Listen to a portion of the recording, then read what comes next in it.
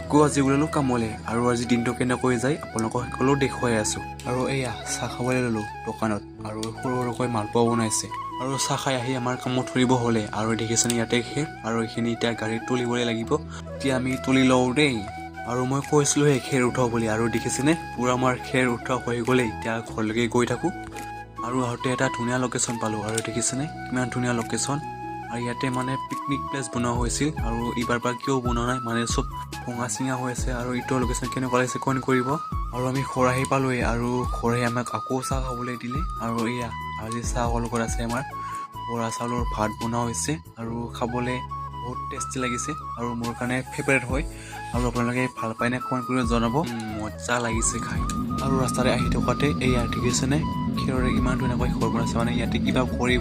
আৰু আজি ৰাস্তাৰে গৈ থাকোঁতে চব্জিৰ খেতি দেখিলোঁ আৰু আজি ভিডিঅ' কেনেকুৱা লাগিছে লাইক কমেণ্ট ছাবস্ক্ৰাইব কৰিব আৰু আজিলৈ বাই বাই।